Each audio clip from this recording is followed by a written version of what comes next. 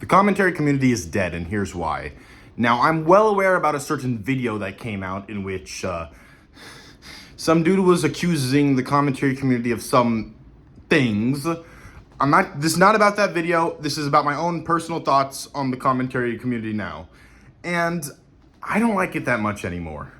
Now, I think we have to take a look back on how the commentary community went. And I think I'd put it in three eras.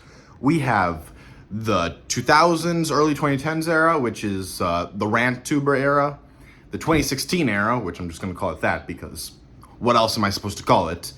And then we have the modern era. So the RantTuber era was basically where random people would just complain about their favorite YouTuber. It was literally just that. Like, for example, Angry Video Game Nerd did something you didn't like. Irate Gamer, Nostalgia Critic did something stupid.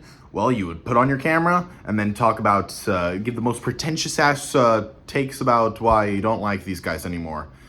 It was the thing of the time.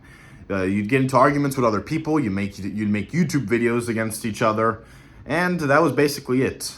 Then we had 2016 when everything got better, and I do think that 2016 was without a doubt the best year for commentary, but also for YouTube, because it was just a fun time to be on YouTube. I mean, you had freaking everyone going after reaction channels fighting back, well, attempting to fight back. You had the Fine Bros getting shit on. Leafy is here versus H3H3. You had Content Cop back when it was good. You had Keemstar with Drama Alert. And in general, it wasn't about who or what was being said. It was more so about just how funny the people were. Like, every single drama YouTuber back in 2016, it wasn't that they were like super in-depth, like they had the best takes ever. No, they were just funny people. Keemstar was hilarious. Keemstar is just a funny guy. He's just, well, let's get right into the news. Everybody type in the chat, Alex. Okay. Then there's also Colossal is Crazy. Like, he just has a great voice, and he's just fun to watch. I'm not going to talk about Pyrocynical. Leafy's just funny. Like, in general, Leafy's just a funny guy. Literally, this guy's literally, like, that's why 2016 hit so hard. Because the players were fun players to watch. It was not so much about who was getting made fun of, but more so who was talking. It was kind of like rapper beef. That's what it was like. Like, for example, the Fine Bros. The reason why people were talking about the Fine Bros was, one, because what they were doing was crazy, but also because the people talking about them were also just funny people. Grade A Underway, iDubbbz. Like, these were just funny people going at each other. Now we go to the modern era of commentary, and this is already starting with streamers and such. I think the Jake Paul stuff in 2017 kind of made commentary a lot more boring, because instead of going from one target to the next target, it was like a full year of the same target. It's kind of like with Jack Doherty. The reason why I found 2024 was such a freaking fun year for commentary or drama in general, was because it was a new person every week. I mean, sure, a lot of it was, in fact, Mr. Beast, but there were so many other people. There was Vosh, there was Dr. Disrespect, there was KSI with Lunchley and all that. There was, what's his name? Jake Doolittle. Like, if you look at my videos from 2024, I had a lot to talk about. I'm also lazy, which is why I don't upload that much, but you get the point. Then so back to 2019. I think 2019 is a year where I think commentary just started to mellow out. And 2020 was when it was trying to be brought back, when drama was trying to be brought back. It didn't work out well because YouTube was just cutting out drama. YouTube did not want drama, and I think that's, considering the time period of 2020, even though we were on the internet, there was all the cancel culture thing. Because in general, drama would give more issues to the website because people were so on their computers. They had nothing else to do, so they would go after people. Which is why Leafy got banned. iDubbbz, despite getting into a big controversy, was still acting like a loser. Keemstar lowered Drama Alert. H3H3 stopped with the Keemstar drama. Like, it was all like that. 2021 and 2022 were very lukewarm years for comedy, especially 2021. I think in general, with those years, it was less about the commentary itself and more so talking about old dramas, or mainly some weirdo freak show getting exposed, but not out of like a commentary fight. More so just dude, this is crazy. Look at what this person did. Look at what Creepshow Art did. Look at what Cosmodor did.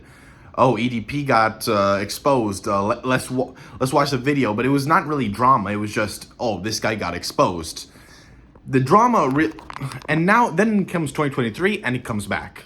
And we have new sets of players this time. We have Turkey Tom, we have, what's his name, Nicholas Diorio, we have Lyrics, we have all these guys, Sensitive Society, Cheeto, and I watched plenty of these guys too. They were just fun times. And the thing is, cracks started to show. Because I think some of these guys were very funny and fun to watch, but they were not the same level of funny that 2016 was. Like, in general, Turkey Tom. I think Turkey Tom was funny, but, I mean, keep in mind, when I started watching Turkey Tom, my first videos that I saw were the old videos that he made. Then I started, like, seeing the newer videos where he, like, put the Dark Tom persona or something like that. Tom Dark, I don't know what's the lore reason that I'm not that caught up with the Turkey Tom lore. But it was... The Tom Dark, I got the impression that Tom was some internet dweller, basement dweller that, like, found the craziest stories on the internet and, like, talked to you in a serious but sarcastic tone. Then I started watching more Tom Dark, and Tom was being goofy as hell. I think that worked for 2023. That worked very well. But then in general, most of the commentary channels, like you have Cheeto, he just takes says basic takes. In fact, 2022 Cheeto was very close to Leafy, and then he just kind of got a little bit more serious. The thing is, in 2023, this was still fun because the arguments that they were having was fun. Fighting red tubers, Ethan is online, Noah Sampson, Nick is not green. Like, keep in mind, like, despite me not liking these people, I think the fact they existed was what brought the commentary community a lot of, like, fun. The drama community had, like, the drama was just fun because, like, the people that they were fighting against, while the people that I was watching may not have the craziest, funniest personalities ever, the people that they were fighting against were some weirdos, psychos with just stupid-ass takes. Which I think worked a lot to it. Then, not only. iDubbbz went through even bigger decline, even though that was at the time when there was still contention between iDubbbz. Moist Critical, Mr. Beast, like, they were having drama issues. What's his name?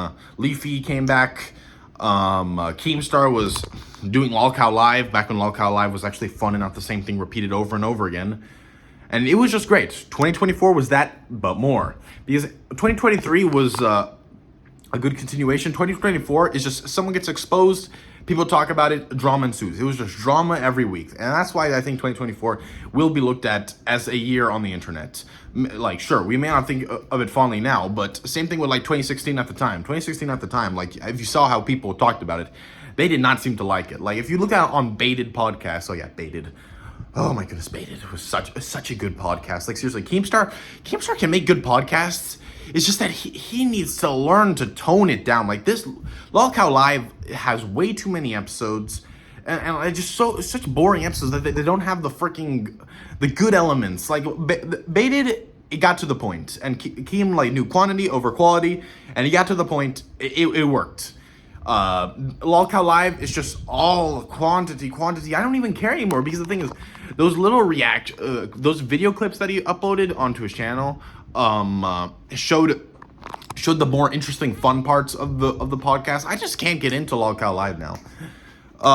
But yeah, 2024 we had a lot. Then came 2025, and I think a lot of this had to do with the fall of BreadTube. So if 2021 and 2022 were the rise of BreadTube, and in general, 2022 had them picking, but BreadTube was still huge. Like, for example, Jake Doolittle.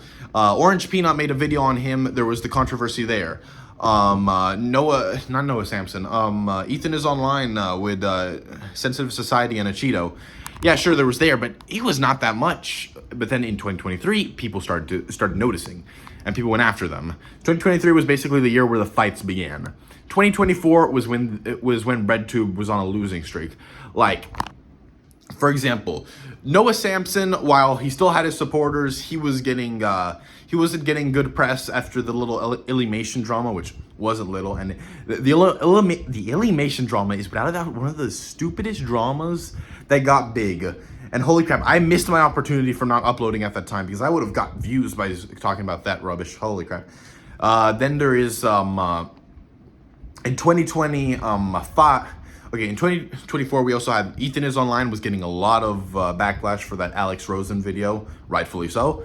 Who else? Nick is Not Green came back just to get roasted. That freaking one dude who made the video on Wendigoon, he was getting roasted too. In general, BreadTube was losing in 2024. They were on a losing streak.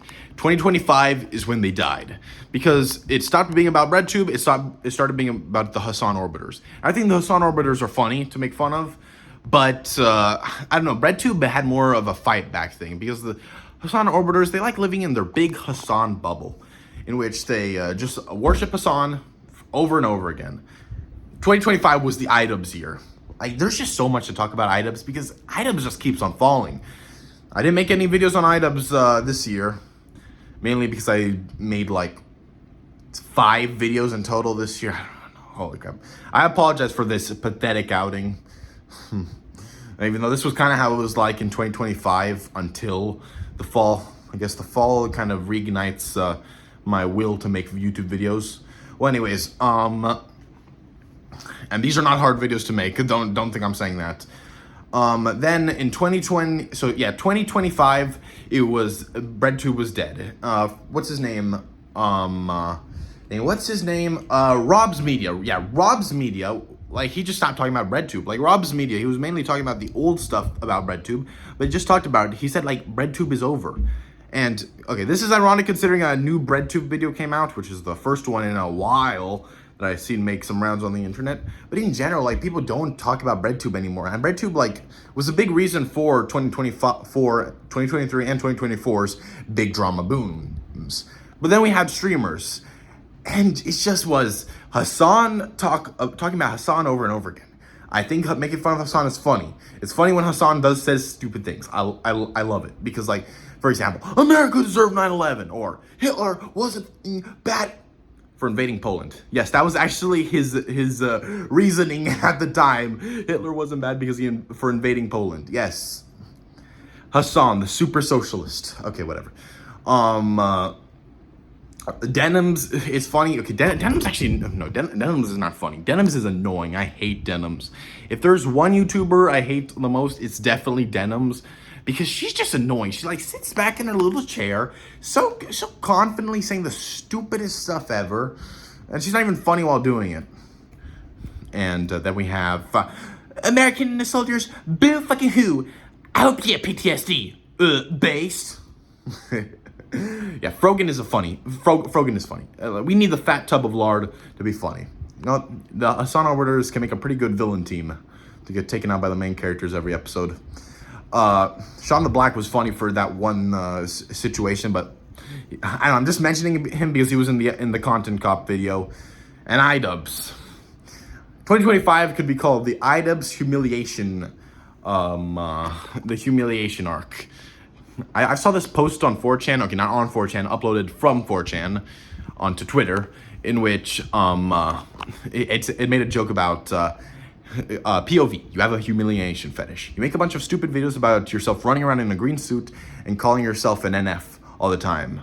It backfires, people think you're cool. So then 2020 rolls around, and you get a succubus wife that does OnlyFans. Humiliation increases. You get roasted by Sam Hyde. Humiliation increases. You have even more stupid stuff in 2023. Humiliation increases. Then you don't get much. You don't get your nut off for a whole year. It's been a year of no nut. You have to get back in full force. So you betray your friend and align yourself with Hassan in doing cringy 2017 Fortnite dances with your other millennial friends. And gooning, and then you finally get to the point where you make a video responding to the trolls. Well, that's iDubbbz. That's iDubbbz. I talk about iDubbbz a lot, but what is it with me liking people once they get washed? So, like, I'm talking about liking him in the sense, like, I liked his old content, even though iDubbbz is old content. It was fun to watch, but Content Cop being the end all be of careers. Have you guys seen the Jake Paul Content Cop? Like, that one is like, some of the points in that one are ass. And I'm not talking about I'm not one of those woke people that get offended by this stuff. I don't give a damn about iDubbbz offensiveness. I'm more so saying that the Jake Paul Content Cop was not good. I think the other 3 were good, and okay, the other ones besides the big 4 were mainly boring. Besides the first 4 or so ones, those ones were also good. This would sound very stupid for people who haven't watched Content Cop constantly for a period of time. Okay, whatever. Back to what I was saying. Damn, it is 15 minutes into this video and I haven't even gotten to the main point. All right, so now in 2026, that is, what do we have? We have a Cheeto, political streamer that doesn't have the same energy that he used to. Sensitive Society, slop, slop, slop, slop, slop. And I know he's always been slop, but a point, you eat too much slop. Like let's say you're at McDonald's. You eat your terrible burger made out of Palestinian children. You eat it, and then you're like, that's fine. It was terrible. It was slop. If you guys don't get the joke, then don't search it up. But then, yeah, I'll get another burger. Keep on eating these damn burgers. The slop is not tasty slop anymore. It's bad slop. It's gross. You don't enjoy it anymore. You feel bloated. You feel sick watching it. That's what Sensitive Society is now. Why would I watch Sensitive Society now since I feel pathetic even watching him? Because it's just constantly watching the same video over and over again. That's it. I mean, like, that's I think one of the reasons why I just kind of fell out of the commentary community, because it's not like with Leafy, where Leafy's just way more funnier. I don't find Sensitive Society too funny, but or in general, like, he hasn't changed to make himself funnier or anything, which is why, like, I just kind of fell out of him. Okay, Turkey Tom in general also, like, Turkey Tom stopped making Tom Dark videos. I'm not sure if he continued making them, because I honestly don't really care. I just stopped caring. Like, he was not, I don't know if I grew out of this. Did I grow out of this, that I stopped caring, where the YouTuber's not funny anymore? I just did not want to watch Turkey Tom anymore. Or his main channel videos, like something that I would go on my bike with Turkey Tom in headphones, listening to Turkey Tom yap about some old YouTube thing that happened, some dark, crazy thing. Now I don't have that anymore. Now I don't want to watch Turkey Tom anymore. What else? We have Nicholas Diorio, which Nicholas Diorio, he makes stream clips. Yeah, sure. They're still boring. Like, I'm not saying this as, oh, you YouTubers better cut that out for my own viewing pleasure. I'm explaining why me personally, I fell out with this community. This community, or this drama in general. I don't find drama all that interesting anymore. I find talking about older stuff funny because older stuff was funny, but now I'm just bored half the time. One person that I do still enjoy is Diesel Patches, because Diesel Patches has always been a satirical type guy, and he was just very funny. Like, he would just make funny things, funny videos. I also like learning about lolcows and such, because they're just funny people. It's enjoyable. I enjoy learning about real life situations, like I'm a sucker for courtroom and interrogation videos, because those are just real life situations where people have crazy, funny reactions. The internet just doesn't provide that for me anymore. So I think that's what I'm gonna. That's the takeaway of the video. The takeaway of the video is that I kind of grew out of it, and I think most people are growing out of it too, because I don't has this type of content been on the increase recently? Because I don't think so. I haven't heard about a lot of these YouTubers in a while, when like previously on my Twitter feed will be full of them. I don't know. I think we've reached the point in which YouTube drama is either going to devolve into slop, or it's going to get back in full force. The thing is, in order to get back in full force, you need some crazy people. You need the opponents. Every hero needs a good villain, and without the good villains, there's just no point. That's it. God bless you all, and have a nice day.